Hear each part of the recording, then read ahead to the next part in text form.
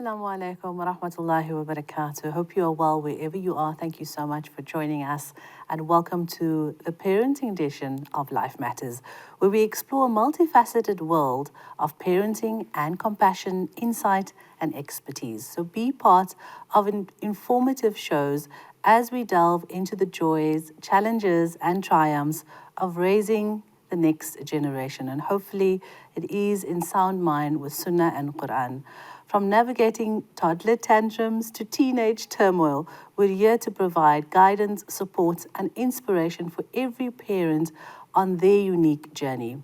Get ready to laugh, learn, and connect with our community of parents, experts, and special guests. I'm your host, Gouwah Solomon, and today's show is entitled Dreamland Diaries, your go-to destination for everything related to parenting and the wonderful world of baby sleep.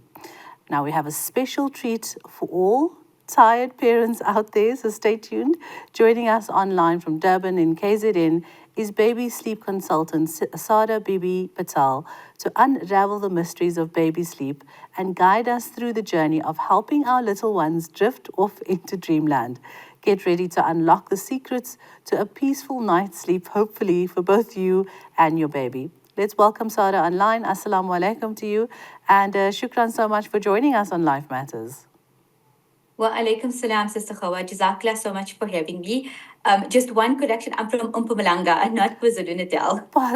Apologies there, because Mpumalanga. All right, so not too far from where we are. Inshallah, do let us know if you do come and visit us, so we can pop in at the studios in Johannesburg. So Mpumalanga, great stuff. Alhamdulillah, we're so pleased to have you on air with us. Just briefly, tell us a little bit about yourself and the work that you do. Okay, so I am a sleep consultant. My journey into sleep research and my passion for sleep developed when my son was born 9 years ago. I was always very adamant that I wanted to create better sleep foundations for my children. And when I started going into the research of sleep and Alhamdulillah, managed to get my son to be a beautiful sleeper, that is when I realized that sleep was my passion and I wanted to do this as a job. So Alhamdulillah, when my twins were born, that is when my journey kick-started, and I then studied to become a sleep consultant, and I've been a certified sleep consultant working with the company Goodnight for the last, I think it's now 5 going on to 6 years, Alhamdulillah. Great stuff. Let's talk about baby sleep. How important is sleep in a baby's life and why is it important? Sister Gouwah, sleep is so important for both babies, children, adults at the end of the day. Allah has created our bodies to be designed for sleep. Sleep is certainly a ni'mah and a blessing. When we look at the brain development that goes on during sleep, there is no substitute and there is no comparison. All that a baby learns, processes during their sleep at night, it does not process during the day. So sleep is vitally important for babies. Our growth hormone that helps us to grow is only secreted during the course of our night sleep. So babies are literally growing as they are sleeping at night. Our growth hormone does not secrete itself during the course of the day. Cell repair, our immune system gets boosted during the course of night sleep. So your night sleep is vitally important, not only for your physical well-being, but it's equally important for your mental well-being. So looking at, concerned parents about their baby sleep, is it really necessary for parents to then be concerned if their baby is not getting the necessary amount of sleep? 100%. I think lack of sleep, babies feel it. I always, when I meet moms who are tired because babies are not sleeping, they are not sleeping. And I always remind moms that just as mom is feeling tired, it affects your mood, your irritability levels go up, your emotions are also all over the place when you are tired. I always remind moms, just as you are tired, your baby is even more so tired because babies and children need about double the amount of sleep that us as adults need. So it's always a pretty good gauge that if mom is feeling the effects of lack of sleep, chances are her baby definitely is also feeling those lack of sleep, the effects of it as well. So let's talk about, if one can improve baby sleep. How does one approach this process of improving baby's sleep, and is that even possible? It's definitely possible. That is why, alhamdulillah, I am working in this line of work. Sleep at the end of the day, I think it's really important for parents to understand that sleep has to be looked at holistically. When we talk about babies specifically, we have what we call 6 building blocks of sleep that we look at when we talk about improving a baby's sleep. And I always remind parents that just focusing on one building block can still improve your baby's sleep, but it's only when we look at it in the holistic manner. Then you're going to definitely have a guarantee that, oh, yes, I'm definitely going to improve my baby's sleep. Um, just to give you an idea of what these 6 building blocks of sleep are, it's your environment, your sleep environment plays such a vital role when it comes to creating an environment conducive for your baby's sleep. And that's something that's not overly complicated. It's not really difficult to create an environment conducive for sleep. Focusing on the nutrition of a baby is also important. A hungry baby is not going to sleep well. So we do want to make sure your baby is being well fed, taking in full feeds. We discussed the solids journey when babies are old enough, obviously, to take in solids. Yeah. So we do focus on the nutrition aspect. Then a bedtime routine. I love a bedtime routine. It is something that is simple. It is something that is easy. It's an opportunity for a family to connect with their child before going to sleep. And how we advise parents with regards to the bedtime routine is that we do certain acts that actually maximize the melatonin levels in our body. And melatonin is our sleep hormone. So it's a beautifully bonding experience as a family, but it also maximizes on the melatonin levels in your child's body. And then the routine in the schedule, having a routine in the day is vitally important. It gives mom a sense of knowing what's going to happen during the day. And babies actually thrive on a routine. They do not have a concept of time. So a routine actually gives them a sense of security because then it does teach them to know what to expect. And other factors, there are other factors that are always going to impact on sleep, such as teething and sleep regressions, and such factors. So it's always important to take those things into consideration, but those should be temporary hiccups in your baby's journey to sleep. I kind of follow the 80-20 rule that we want babies to be sleeping well 80% of the time, but then obviously allowing that 20 or 30% of the time, life is going to happen, things are going to happen that are not in our control, and we will accept that, okay, sleep will hit a bump in the road, but then things can get better. So those are a few of the building blocks that parents can look at that will definitely help improve their baby's sleep. And I like the idea that we need to understand it as parents and especially the moms, the very tired moms, to look at it. This is a holistic approach. Today might work, this way, tomorrow might not work, the same way, but we can keep trying. And it's okay when things go wrong, and to tell moms that it's okay. I want to break down some of those building blocks, and I want to specifically look at routine a little bit later on. But you've mentioned the environment. Let's quickly look at accessories and the environment. Is there a correct blanket size for your baby? What about, swaddling? Does it really work? Lighting, other impacts within the environment. Do they all play a role specifically looking at those things? Because moms, grannies, aunties has all these wonderful advices when it does come to those specifics. Oh no, look at this blanket is too big, or turn down the lights, or whatever the case. Let's talk specifically about some of those items. Okay, so with regards to the environment, our environment has a direct link in either increasing our sleep melatonin levels, or decreasing the melatonin levels. So when it comes to in the environment, it is something really important and does impact on sleep.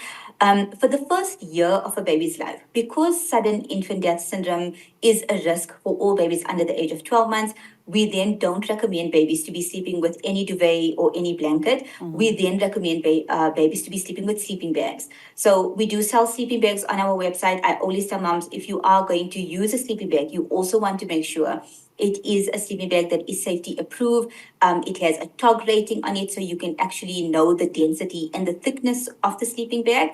But I would definitely say a sleeping bag is the safest way for babies to sleep for the first year. And then also the reason why we recommend sleeping bags is because it does also help babies to regulate their body temperature.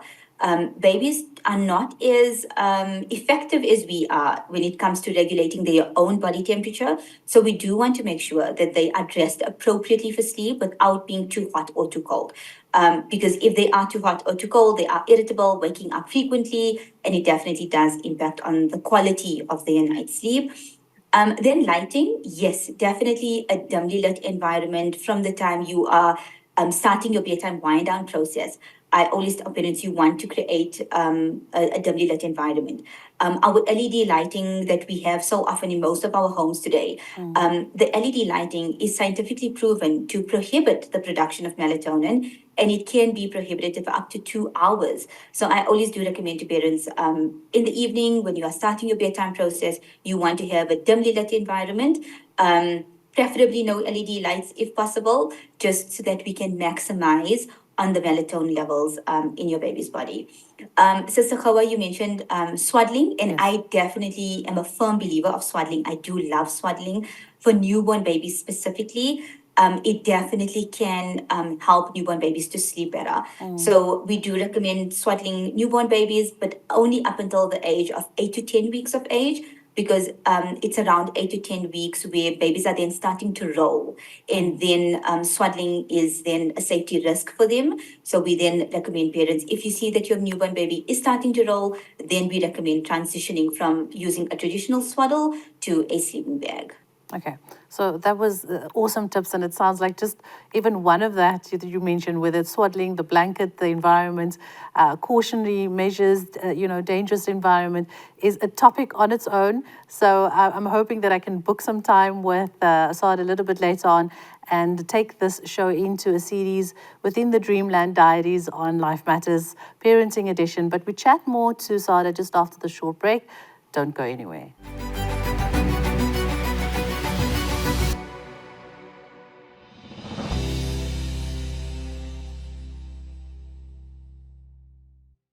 In this multifaceted world of parenting, we try and look at every avenue to educate ourselves, to help not just our environment, but also our little ones in the best way possible to raise them for the betterment of the Ummah, inshallah.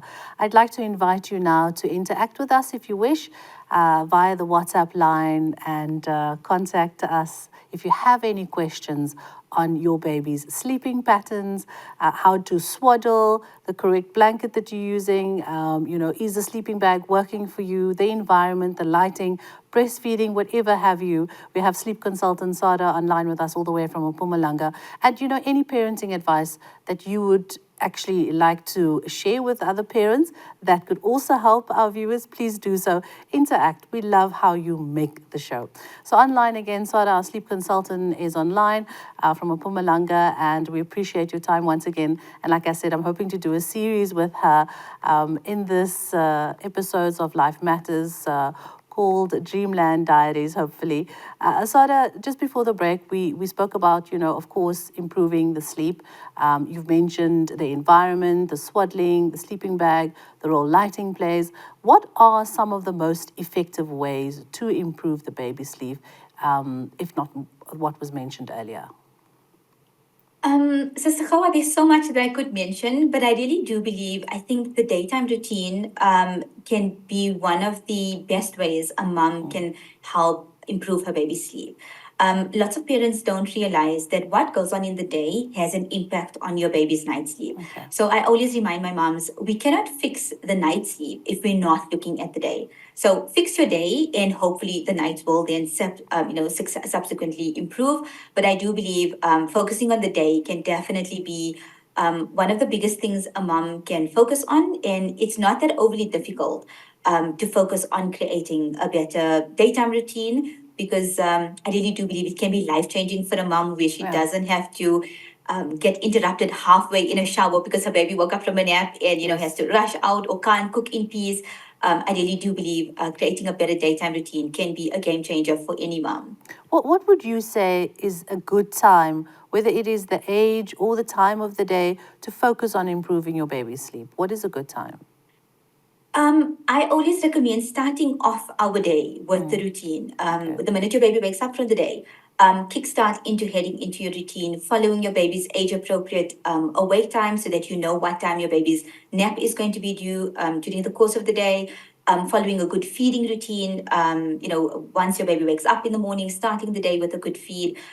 Those small changes really does have an impact in, if the day starts off well, the rest of the day should, go relatively well as well. But if the day starts off, on the back foot, then the rest of the day, it's like mommy's kind of playing catch up for the rest of the day. So I would always just, the minute your baby wakes up and you know your baby's up for the day, get started with that routine and get started with the feeding, because then it sets yourself up for success for the rest of the day. Is there a specific age within the child's life, within the infant's life, the first 3 months or after 3 months? We hear 110 advices. No, don't start, sleep training. Don't start your baby with any sort of sleeping, pattern before, 2 weeks. Just guide us through the age of your baby, when to improve the baby's sleep. Okay, so I definitely do believe there is a time and a place where we can do certain things in helping babies to sleep. The newborn phase, I always tell moms, the only consistency with a newborn baby is inconsistency. So I really don't prioritize a daytime routine or Okay. sleep training. That is definitely not our focuses in the newborn phase. Yeah. The newborn phase is completely separate. We can have a whole now separate conversation on newborn babies because they are so much different compared to babies older than 4 months. But I would always tell moms, if there is a time where you want to get into creating a better routine, I would definitely say from the age of 4 months of age is a beautiful time because your baby's circadian rhythm and our circadian rhythm is what drives our need for sleep. That is then mature and developed enough to actually ease into a routine. So newborn babies, their circadian rhythm is completely immature, and that Yeah. is why a mom can try her best to get a newborn baby into a routine, Yeah. but chances are it's going to be very hit and miss simply because the circadian rhythm is not ready to adapt into a routine. So between, I would say, 3 to 4 months, come 4 months and older, that is the ideal time to start getting into a better routine. So often we educate ourselves after the fact when we're having a problem. How can parents best equip themselves before baby comes, knocking on the door and you are just slapped with all these 110 challenges? What is your advice to expectant moms or even those just trying to fall pregnant? Sister Gouwah, we do run maternity programs. And for me, I would always recommend a maternity program for a mom. When my son was born 8 years ago, I had a whole file. I was pregnant with him, he wasn't even born. And I literally had a whole file dedicated to sleep and how sleep changes and sleep needs of a baby. And I'll never forget, I had a friend who looked at the file once and she asked me, is this a research project? And I'm like, yes, it is a research project. I want to get off on the right foot. And that is the reason why we do have maternity programs whilst moms are expecting, because then I always believe knowledge is power. If you are forewarned, you are forearmed. So, you have the knowledge, you have the information. So once baby comes, you're not on the back foot, you're not playing catch up. You already have an expectation of what to expect from your baby. And it allows your journey as a mom, as a first time mom, most often, it can be so much more smoother and calmer when you know what to expect and you know that, oh, I don't have to worry about this. This is normal. I'm not doing anything wrong. It really can make your journey so much more smoother. So I would always recommend to parents to do the maternity, package with us, or still just join one of our free talks. We are always hosting online talks online at different events across the country. So join us for one of the sessions, and you'll definitely come out having learned a lot more about sleep. Oh, I see 110 mommies messaging me, WhatsApping our line, going crazy of all these questions. Because when you do have the baby, that's actually when, when the real doubt and confusion happens. So you've sent us some notes, and there is a challenge called regression. What is regression? How does this affect your baby's sleep? And just explain us briefly, what it does to the baby. Okay, so sleep regressions typically occur at different stages in a baby or a toddler's life, mainly due to physical or mental development. So the first sleep regression that a parent can expect is the 4 month sleep regression. All the other sleep regressions after the 4 month sleep regression are temporary changes to your baby's sleep. But the 4 month sleep regression is a permanent change to your baby's sleep. The 4 month sleep regression happens because your baby's circadian rhythm has matured, their sleep cycles have changed, and that is why the 4 month sleep regression comes into play. But I always remind moms that if you are dealing with the 4 month sleep regression, please also understand that that can be a permanent change to your baby's sleep. And if moms are still struggling, then I always recommend to moms, contact us. We can definitely help fix that 4 month sleep regression or make things better for you. But the other sleep regressions I'm not overly concerned with, because more often than not, it is just a temporary change to your baby's sleep.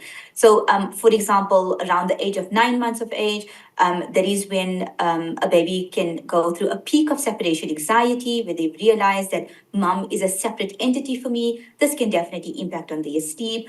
Around 10 months of age, babies are actually going through a lot of physical development. They are either learning to sit up, they are learning to crawl, learning to stand up. Some older babies are then learning to walk. So all of those physical milestones that they are trying to reach will definitely impact on their sleep. But I always remind parents, with a physical developmental milestone that a baby is trying to achieve, once they've achieved that milestone, once they've figured out how to crawl, once they've figured out how to walk or have mastered the standing up, then their sleep should go back to being better again. So the concept of a regression is that it should be a temporary change to your baby's sleep, where your baby's sleep can be impacted negatively for a short amount of time. But then after maybe about 3 weeks, your baby should go back to sleeping better. So if I have moms who contact me and say, my baby is not sleeping well for the past 6 months, then I'm like, that's not a regression.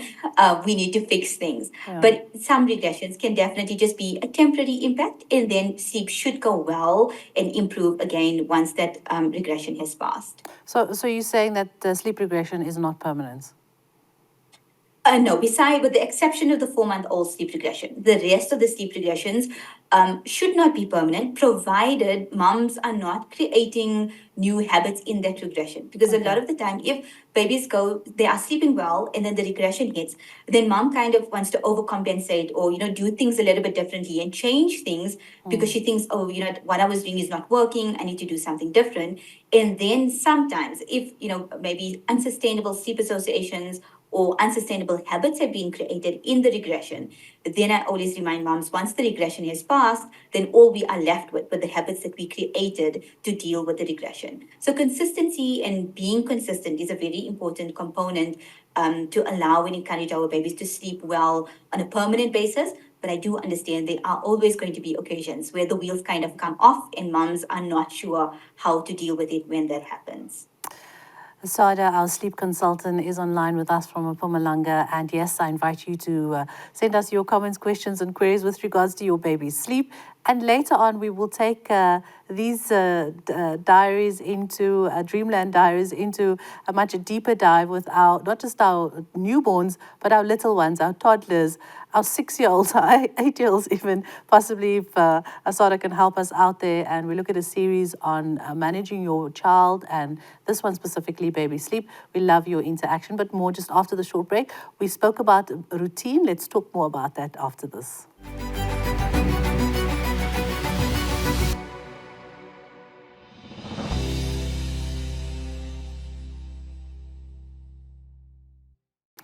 Online, we have Asada Bibi Patel, sleep consultant from Mpumalanga, to unravel the mysteries of baby sleep and guide us through the journey of helping our little ones drift off into dreamland. In this Dreamland Diaries series, hopefully, inshallah, we'll take you through helping your baby sleep. So, Sada, just before, earlier in our segments, we were talking about the importance of routine and understanding daytime routine. Could you take us through just a typical, you've mentioned a few things, when baby wakes up, when, feeding time, start the routine immediately. Just take us through some timelines, some examples of a possible daytime routine that moms needs to create. Okay, so our daytime routines are very specific according to the age of a baby. But in essence, for the first 12 months of a baby's life, they are going to be multiple naps happening, that babies do need to take naps during the day. From the time a baby is about 3 to 4 months of age, they are taking about, 4 to 3 naps in the day. Then at around 7 months of age, they move to 2 naps. And then from the age of 7 months to 12 months, they are, kind of in a tune-up routine. So our routines are very tailor-made towards the age of the baby. How much of sleep does this baby need with regards to daytime sleep? But I always do remind parents that there are two most important factors when it comes to creating your daytime routine. We always encourage following what we call a sleep, feed, play routine during the course of the day. Your sleep, feed, play routine is talking about your feeding routine with your baby, where we feed upon waking up from naps and we don't feed baby before going to sleep. Okay. The reason why we recommend this sleep, feed, play routine, where you're feeding upon waking up, is because a lot of the time, if we get into the habit of feeding baby before they need to sleep for their nap time, babies are never quite taking in a full feed because I'm tired, mommy. I just before I'm going to sleep, and they don't take in full feeds. And when babies don't take in full feeds during the course of the day, that does have an impact on the night sleep, where they are then waking up multiple times to take in feeds because they did not have the sufficient amount of calories that they needed during the course of the day. So we always recommend following that sleep, feed, play routine where you're feeding your baby upon waking up during the course of the day and not immediately before going to sleep. And then the second most important factor for me is following your baby's age appropriate awake time. And awake time is the a length of time that your baby can be awake for before your baby needs to sleep again. So, to give you an example, a 4-month-old baby has an age appropriate awake time of 1 hour 45 minutes. So that means when baby wakes up in the morning, 1 hour 45 minutes later, nap one needs to happen. When your baby wakes up from nap one, 1 hour 45 minutes later, nap two needs to happen. When your baby wakes up from nap two, 1 hour 45 minutes later, nap three needs to happen, and you determine your bedtime as well. So it really does take the guesswork out for mums. A lot of mums, you look at your baby and you're like, is my baby tired now? Is he hungry? What does my baby need? I'm not sure if my baby needs to sleep. Babies can be very erratic in their signals when it comes to tiredness. Some babies don't even display tired. They go straight from I'm happy now straight into overtired, and then it's like it's a little bit too late for mom to push the clock back. So I always do recommend to moms your age appropriate awake time is the singular most important thing, along with the sleep fit pay routine, that I would really use in the day to take the guesswork out and to eliminate that doubt. And, it will really help you to ensure you are putting your baby down at the correct time before they are overtired. And also, they are then tired enough to sustain a longer period of sleep as well. It's interesting, the 1 hour, 45 minutes, awake and put down. What is that based on? And often, moms can be quite pedantic about, routine. And if it does go over time, it does unsettle not just the baby, but also the mom, which unsettles the mom, therefore unsettles the baby. So I'm just interested to know, the concept of the 1 hour, 45 minutes. So Sister Gouwah, if we've been, alhamdulillah, 10 years in this business, we have done a lot of research. We have now created our age appropriate awake times that we are fairly certain majority of the babies can follow. Okay. If you Google awake times, you will see very, slight differences, slight variances. But I do honestly trust the awake times, and it's my standard go-to based on an age of a baby, because as babies get older, the awake time does increase as well. Okay. So we also guide and teach moms in how to go about increasing your baby's awake time as they get older as well, so that moms are never in doubt about what to do with the daytime routine. But as you mentioned, I always tell parents flexibility is also a very important component. We focus on what we can control as moms, understanding that there are definitely going to be days where that routine is not going to happen. There is a day where I tell moms, just go with the flow, just do what you need to do, because it's very stressful for a mom to try and focus on awake times when your day is just not going to follow in line with that. So again, the 80-20 rule, follow it 80% of the time when you can and it's working for you. But on weekends and festive occasions, then go with the flow and enjoy life. And it's not going to be the end of the world if you did things a little bit differently for 1 or 2 days. So this 1 hour 45 minutes sleep awake time is based on what age? That's a 4-month-old baby's age appropriate awake time. Okay. When we get to an 11-month-old, their awake time extends all the way to 3.5 hours. So there really is a very big range. Yeah. But as I mentioned, as each month babies get older, their awake time then increases as well. Okay. Can baby sleep improve without being routine based? Let's talk about those that do not have any routines and the consequences of those. Okay, so I still think you can probably improve your baby's sleep by looking at the other building blocks of sleep. But these six building blocks of sleep, at the end of the day, build a house. I always tell my mom, just as when you are building blocks with your baby and you're building a house or a tower, if you're going to take one block out, your house is going to completely collapse. So I also do believe that in order to successfully improve baby sleep on a consistent basis, parents are going to have to bite the bullet and accept the fact that some routine is necessary for babies. Number one, because of our circadian rhythm, Allah has given us a circadian rhythm, and our circadian rhythm appreciates a time based routine. I always believe at the end of the day, our babies are in a manat. Allah Ta'ala gave them to us, and we have a responsibility to do what is best for our babies. And if part of that doing what is best is part of creating some sort of routine, I would then always encourage parents some sort of routine because it does help babies with sleep, and it does help make your day far more easier for mom as well. Helps keep mommy happy. What about parents who enjoy flexibility? Is there hope for them, with some sort of routine, but also the 80-20, but maybe it goes a little bit further than that 60-40? Give us some advice. I thought, Sister Hawa, I do believe every family has a different dynamic. Every family has a different definition of what successful sleep looks to them. And this is why when we are helping moms, we help moms on an individual basis, and we create plans in line with what is that mom's definition of successful sleep. So I always do believe when it comes to improving your baby's sleep, you are in the driving seat of how much and how further you want to go into the journey of improving your baby's sleep. So some moms only want to improve their baby's sleep by like 10%, and like, I'm happy, that's all I needed, and I'm good to go. And there are other moms who want to go all the way into the journey of, almost perfecting their baby's sleep. So it's completely up to a parent to decide how far into the journey of improving their baby sleep they want to go into. And I always encourage moms to be very clear in what their definition of successful sleep is, because I completely understand we are all different. That is the beauty of my journey, is that we meet so many different moms, so many different backgrounds and cultures, all with a different definition of sleep. But at the end of the day, behind that definition of sleep, it's just every parent striving to do what is best for their child.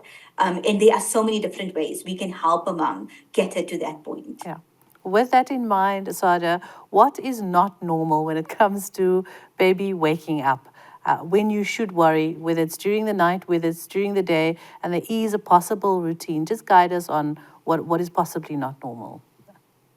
Okay, so I always remind parents that when it comes to sleep and what happens to our brain during the course of night sleep, it is completely normal that babies will wake up during the night. As adults, our brains are also designed to wake up during the course of night sleep, where we all hover into a light or an active state of sleep.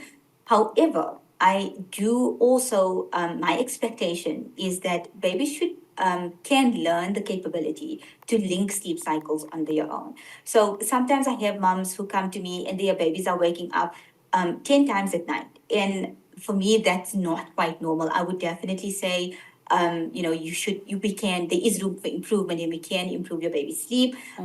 So it's a difference between whether is your baby just waking up and you need to settle them, is your baby waking up for feeding.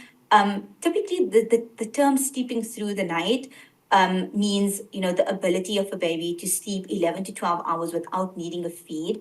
And we still maintain that all babies up until the age of 9 months of age, it's completely normal for them to have night feeds. Our expectation for babies to sleep through is then only after 10 months of age, where I do believe all babies have the capability to sleep 11 to 12 hours of night sleep without needing a feed.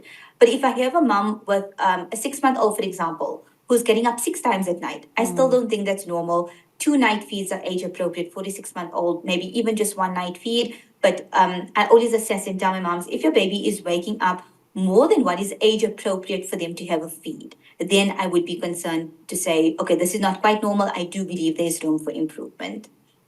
Awesome. Sarah Bibi Patel online with us from Mpumalanga, and I'd like to invite you for any comments, questions, and queries, and moms struggling, or maybe grannies that see, eyeballing, what's happening on the other side. And times has changed definitely. Some of the old tricks might just work, or, maybe not, and we grow with that. And online sleep consultant is advising us. So stay tuned. We talk more on baby being tired, overtired, some extra comments with regards to helping baby sleep just after this. Stay with us.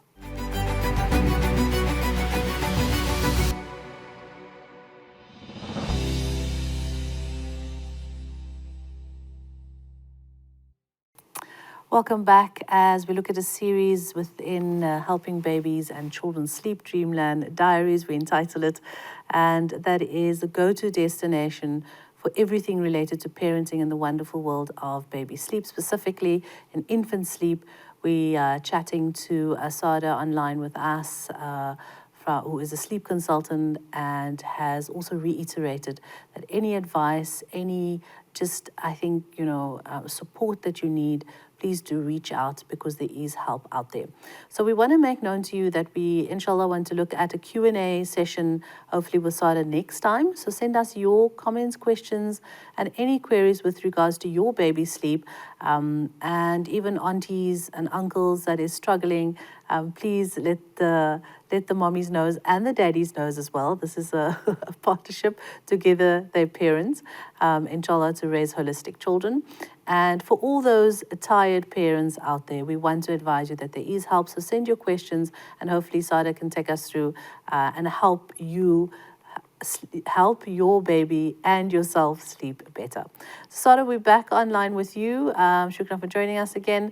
I want to look at babies who are tired and overtired, the signs to watch out when it does come to, the different pitched cry, and often you hear, baby rubbing their eyes, they're tired, or maybe they just, whatever.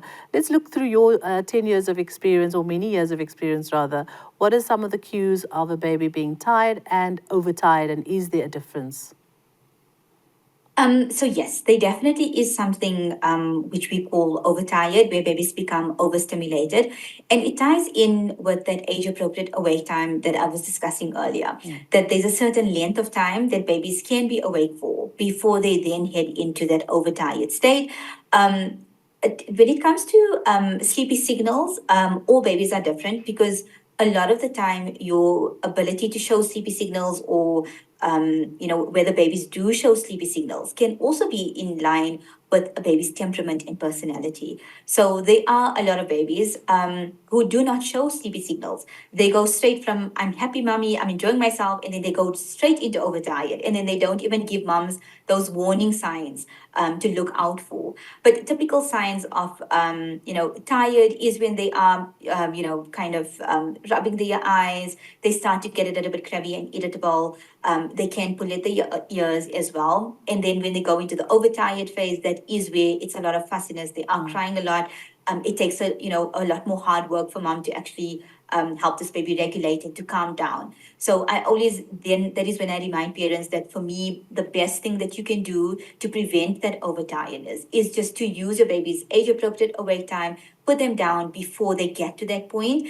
And if they are coming to that point, maybe you are at a function, at a wedding, lots of family around, lots of noise and stimulation, and it can't be helped, then just remove your baby from all of that stimulation. You can take your baby to a darkened room. You can take your baby to a quiet area. You can use some white noise as well to maybe to help calm your baby down. But then you do need to help your baby to, kind of regulate and to calm down from that overtiredness. I want to just dig into the settling down of the baby when they are overtired.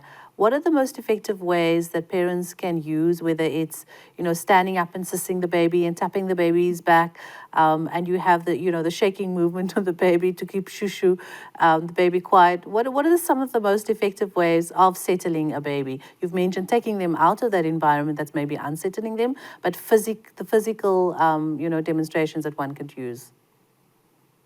So I do believe a combination of rocking and motion can definitely help a baby to calm down. Sucking, whether it's sucking on a dummy, whether it's feeding baby, whether it is using a pacifier or a dummy, can really help your baby as well. Sucking is one of the primary ways that babies know how to comfort. It's the quickest way to calm down our nervous system, and this is why babies do appreciate the sucking. They do appreciate that sucking because it does calm down their nervous system fairly quickly. So Okay. I would always recommend to moms, try to get your baby to suck on a dummy. You can try to feed them if they are, so worked up that they cannot suck on something. Then rather spend some time rocking them, making shush shush noises, and then once they are calming down, then you can try the sucking option thereafter. But you are definitely going to need to help your baby to move from this overtired, overstimulated state to a more regulated state. And I also tell my moms, remember to check in with your emotions and your state of being as well. Babies are like horses. They pick up on our emotions so very Yeah. quickly. So if we are stressed out while trying to calm down our baby, it can make it a little bit harder because our babies are picking up on our nervousness and our anxiety. But definitely, rocking is something you can definitely use, making shush shush noises or using white noise in the background, and then sucking as well. Those are probably the best ways that you can help to calm your baby down. Just on a lighter note, were there any, funny anecdotes or settling baby needing to be settled in a certain way that moms or dad practice? Because I've heard the driving around the block, putting them in a car seat. You get these machines that you put the baby in and it rocks the baby themselves. Let's talk about some interesting stories that you've come across. So yes, definitely. Taking baby in the car and driving around the block is Yeah. not uncommon. Taking for moms to put them in the rocker is definitely par for the course. The Pilates ball is a firm favorite. Oh I think yes. practically every second or third mom has a Pilates ball where she's rocking her baby to sleep. Some babies or toddlers, I have a lot of toddlers where they have to hold mommy's hand. They have to have mommy's hand to fall asleep. Some babies love their comfort items, and it's the sweetest thing to see that they just need their comfort item to go to sleep. So these are all habits that we fall into to help our babies to sleep. Sometimes they can be sustainable, sometimes they're not sustainable, Yeah. but that is why we are here to help moms kind of bridge that gap to get to a point where you can create sustainable sleep associations, but also be there for your baby. But yes, I would definitely say the rocking, the car seat, driving around is not that uncommon. If a mom feels like she's the only one doing it, rest assured there are 10 other moms who are doing the exact same thing to help their babies to sleep. As a sleeping consultant, Sada, what is the oldest child? I would say not toddler because I'm sure it's gone into a young child that you had assisted with, or parents that you assisted with in helping that child sleep. On their own or without possibly being in mommy's and dad's bedroom, or just helping them to sleep. Personally, the oldest child that I have helped was 6 years old. We go up until 9 years old. That Okay. is in our program that we help babies from the age of newborn babies right up until 9 year old children. We are seeing more and more older children battling with sleep issues, which wasn't something that is quite frequent a few Yeah. years ago. And it is quite concerning. It's something that is becoming more prevalent. I think the day and the age and the technology driven world that we are living with definitely does have that impact on our older children. So we are seeing lots of older children who are also battling with sleep issues. But personally, the oldest I've helped is 6 years old. As a sleep consultant, how do you calm yourself to sleep? Um, I do believe routines are very important. Routines are important for my children. Routines are important for myself as well for sleep. For adults, we always recommend having a wind down process about an hour before bedtime. For Okay. children, we do a 30-minute bedtime wind down routine.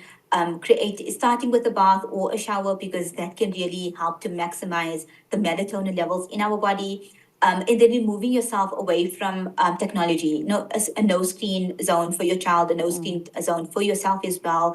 I love the fact that our du'as, reading our kalimas, can really be a moment also to kind of ground yourself, to connect with yourself, to just empty out your mind and focus on what needs you clean out your mind so that you can be ready for sleep. I do love that process. Allah has created our body in such a beautiful way. We are designed to sleep early at night. We are designed to get up early in the morning. Yeah. So I always tell my parents, that Isha time when you are reading Salah, it's a perfect time to set yourself up for preparing for your night sleep because it's a no screen zone. You are having clarity of mind. You are connecting with your Lord.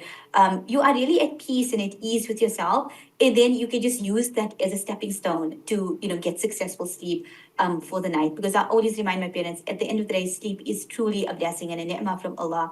And to go to sleep making your intention that Allah allow me to have a good night of sleep so that I can worship you and serve you and others in the best way possible tomorrow, so that I can see to my children, so that I can see to my family in the best way possible. So really setting your intention and focusing on what you're about to do can really, inshallah, help you have a good night of sleep as It's well. such beautiful advice. But your final words to our struggling moms, our very tired moms and dads out there, any advice to them? I think I would like to tell every mom that every cloud has a silver lining. There is definitely help out there. Just because you are struggling with your sleep today doesn't mean you need to be struggling forever with your baby's sleep. My twins were born and they were not the textbook babies that my son was. They really threw us for a loop, and it was a challenge for me at that point to get them to sleep better. And that is when I did realize the true detrimental impact lack of sleep can have on a mom, the effects that it spreads out through the entire family dynamic to your other children as well. And it was really something, it was a priority for me to take the reins back and to say, okay, we've not been sleeping well, but now let's change things. Let's get things to be better. And alhamdulillah, our programs are designed to improve your baby's sleep. So I just want you to know that you don't need to lose hope or just resign yourself to the fact that this is our life and we're not going to sleep for 3 years.